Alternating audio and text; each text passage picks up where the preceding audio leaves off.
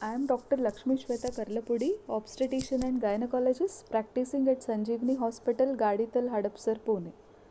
Today, I am going to discuss an important topic with you, that is common skin conditions that are seen in newborn babies. So, पहला हम ये देखेंगे newborn skin और adult skin में differences क्या होता है. Newborn skin thin रहते हैं एंड उसका जो स्किन सरफेस है वो बहुत सेंसिटिव रहते हैं. एडल्ट स्किन से कंपेयर किया न्यूबॉर्न स्किन का जो स्वेट एंड सेबेशियस ग्लैंड्स कम रहने की वजह से वाटर जो ट्रांसफ़र होता है बॉडी के अंदर से एनवायरनमेंट को ज़्यादा होता है, वाटर लॉस ज़्यादा होता है. Their skin is more sensitive to infections as well as external irritants. So sensitivity ज़्यादा रहने की वजह से बेबी का स्किन जो आप स्किन प्रोडक्ट्स यूज़ करते हैं, नहीं तो क्लॉथ यूज़ करते रैप करने की वजह से इन्फेक्शन होने का ज़्यादा चांस रहता है. So now let us discuss what is called as acrocyanosis that is seen in newborn babies. ये bluish discoloration of palms and soles को ही हम एक्रोसाइनोसिस बोलते हैं. ये एक मोस्ट कॉमन कंडीशन है which is seen in more than 50% of the newborn babies. ये हमारा पाम्स और सोल्स कोल्ड को एक्सपोज होने की वजह से होता है. इसके लिए बिल्कुल डरने का ज़रूरत नहीं है. ये blood circulation palms and soles को कम होने से होता है. आप बेबी को अच्छा सा रैप करने की वजह से ये हम प्रिवेंट कर सकते हैं. एट द सेम टाइम जैसे जैसे आप इसको ऑब्ज़र्व करते हैं, इसका मतलब बेबी कोल्ड क्लाइमेट को एक्सपोज हुआ है, तो आप जल्दी से जल्दी बेबी को रैप कीजिए और ये जो पेरिफेरल साइनोसिस है ना, ये अपने आप कम हो जाएगा. सो इसके लिए आप बिल्कुल वरी मत हो जाइए. But there is a thing called as central cyanosis. जो साइनोसिस अभी ये पिक्चर में आप ऑब्ज़र्व कर रहे हैं ना, बेबी का नोज़ और लिप्स के अराउंड जो ब्लूइश डिस्कलरेशन दिख रहा है ना, इसको हम सेंट्रल साइनोसिस बोलते हैं. ये सेंट्रल साइनोसिस किस लिए होता है? हमारा ओवरऑल बॉडी में ब्लड में ऑक्सीजन कंटेंट कम होने की वजह से होता है. So this is a very serious and dangerous condition. जैसे जैसे आप ये कंडीशन ऑब्ज़र्व करते हैं, please go and immediately intimate it to your doctor. ये हार्ट और लंग डिसीज़ को हमको इंडिकेट करते हैं. So it has to be taken care of. So now coming to cutis marmorata. ये जो रेटिकुलेट पैटर्न दिख रहा है ना स्किन पे, जो रेडिश एंड वाइटिश पैचेस, इसको हम क्यूटिस मर्मरेटा और मार्बल स्किन बोलते हैं. दिखने में डरावना दिखता है, बट इसके लिए डरने का ज़रूरत नहीं है. ये भी one of the common conditions है जो न्यूबॉर्न बेबीज़ में हम देखते हैं. ये immaturity of our autonomic nervous system, मतलब जो नर्वस सिस्टम है हमारा बॉडी में ब्लड सर्कुलेशन स्किन को रेगुलेट करते हैं, उसका इमेच्योरिटी की वजह से होता है. ये भी बेबी को अच्छा रैप करने से कम हो जाएगा. 2 to 4 वीक्स तक कॉमनली देखते हैं हम, but if it is extending more than 4 weeks then please consult your pediatrician or dermatologist.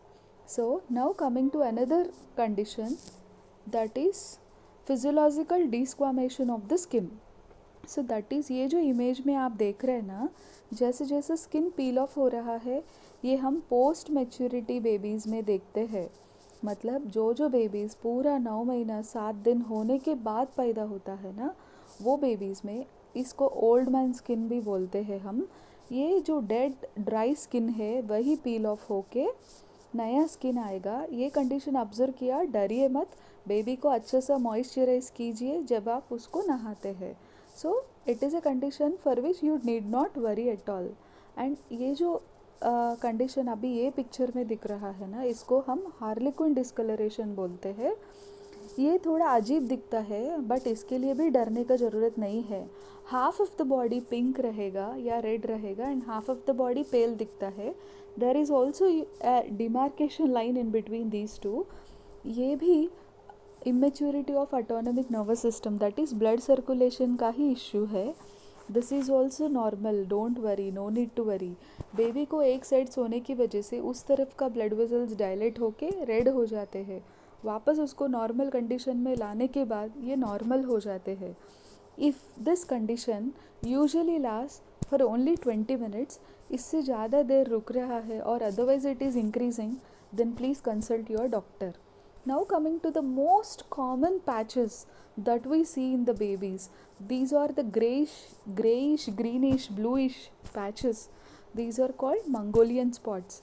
ये क्यों होता है कि हमारे बॉडी में मेलेनोसाइट्स जो स्किन पिगमेंट को इंडिकेट करते हैं ना, वो सेल्स न्यूरल कैसे एपिडर्मिस को सर्कुलेट होते समय, माइग्रेट होते समय एक जगह एक्यूमुलेट होके ये ज़्यादा पिगमेंटेशन दिखता है, इसको ही हम मंगोलियन स्पॉट्स बोलते हैं. This is also normal, no need to worry. More than 50% babies में दिखता है. ग्रेजुअली ये फर्स्ट 3 years में अपने आप फेड आउट हो जाते हैं.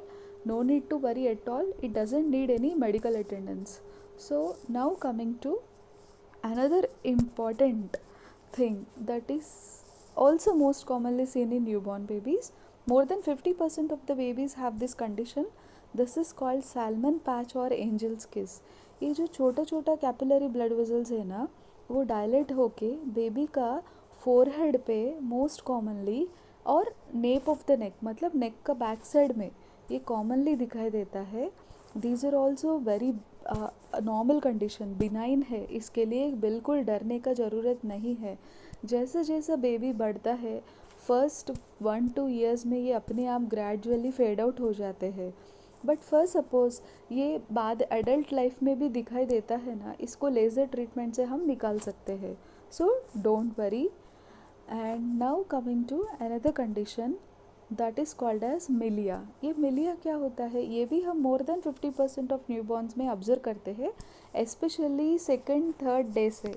ये जो स्मॉल ग्रेनी स्ट्रक्चर्स दिखाई दे रहे हैं ना आपको वाइटिश, इसमें केराटिन पिगमेंट जो है वो एक्यूमुलेट होके ऐसा दिखता है. This is also very normal. Initial 2 to 4 weeks में ये दिखाई देता है, बट इसका कुछ ट्रीटमेंट देने का ज़रूरत नहीं है, कुछ बाम या ऑइंटमेंट कुछ भी अप्लाई करने का ज़रूरत नहीं है. ये ग्रेजुअली अपने आप फेड आउट हो जाते हैं, इसको हम मिलिया बोलते हैं. And now coming to the most favorite rash of everybody, that is the diaper rash. This is the most common rash in the world. ये डाइपर रैश एवरीबडी नोज़ ये क्यों होता है, डाइपर यूज़ करने की वजह से होता है. इसका वेरियस ग्रेड्स रहता है, starting from mild to severe, mild, moderate and severe, depending upon the redness and the lesions that we see. ये बहुत सिम्टोमेटिक है, बेबी को बहुत तकलीफ़ होता है इसकी वजह से. ये जो बेबी का डाइपर में जो वेटनेस है उसकी वजह से होता है, वो बैक्टीरिया और फंगस ग्रो होने की वजह से. But it is mostly self limiting condition, ये अपने आप कम हो जाता है. इसके लिए आपको क्या करना पड़ेगा, मैक्सिमम टाइम बेबी को फ्री रखना चाहिए, एयर ब्रीदिंग होना चाहिए वो एरिया को. डाइपर जितना हो सकते उतना कम इस्तेमाल कर लीजिए. At the same time non alcohol based wipes use करना चाहिए, नहीं तो प्लेन वाटर से वॉश कीजिए वो एरिया को. एंड माइल्ड एक ऑइंटमेंट लगा सकते हैं आप. सो इस ये करने से हम डाइपर रैश भी ट्रीट कर सकते हैं. So friends, I hope this video is useful for you. So जो न्यूबॉर्न बेबीज़ का जो तभी डिलीवर होता है ना, वो मदर्स वो बहुत एंशियस रहता है. Don't worry. So this are all normal conditions.